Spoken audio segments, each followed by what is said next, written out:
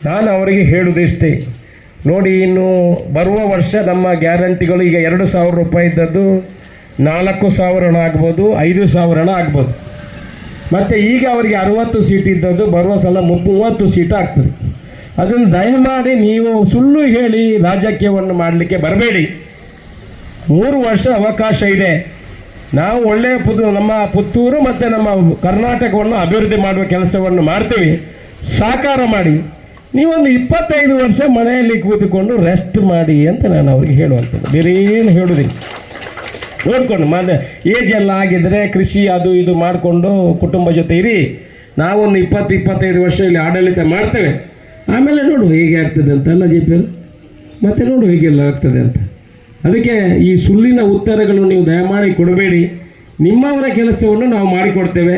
ನಿಮ್ಮ ಎಲ್ಲ ಮತಗಳನ್ನು ಮುಂದಿನ ಚುನಾವಣೆಯಲ್ಲಿ ನಾವು ಅವರ ಕೈಯಿಂದ ಹಾಕಿಸಿಕೊಂಡು ನಿಮಗೆ ನಿಮ್ಮ ಕಾರ್ಯಕರ್ತರೇ ಪಂಗನಾಮ ಹಾಕುವಂಥ ಮುಂದಿನ ದಿವಸಗಳು ಬರ್ತದೆ. ನಿಮ್ಮ ಡೂಪ್ಲಿಕೇಟ್ ಹಿಂದುತ್ವ ಯಾವತ್ತೂ ಇನ್ನು ಮುಂದೆ ನಡೆಯುವುದಿಲ್ಲ. ಜನ ಅಭಿವೃದ್ಧಿ ಪರವಾಗಿದ್ದಾರೆ. ಜನರಿಗೆ ಅವರ ಮಕ್ಕಳಿಗೆ ಕೆಲಸ ಬೇಕು, ಉದ್ಯೋಗ ಬೇಕು.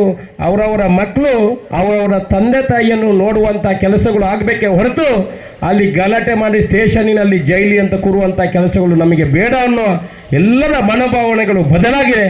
ಆದ್ದರಿಂದ ನಿಮ್ಮ ಸುಳ್ಳಿಗೆ ಯಾವುದೇ ರೀತಿಯ ಆದ್ಯತೆ ಇನ್ನು ಮುಂದಿನ ದಿವಸಗಳಲ್ಲಿ ಇರುವುದಿಲ್ಲ ಎನ್ನುವ ಮಾತನ್ನು ಹೇಳುತ್ತಾ ಎಲ್ಲ ಕಾರ್ಯಕರ್ತರು, ನಮ್ಮ ಇಲ್ಲಿನ ಅಧ್ಯಕ್ಷರು, ಅವರಿಗೆ ಸಹಕಾರಿಯಾಗಿ ವಿಕ್ರಮ್ ಶೆಟ್ಟಿ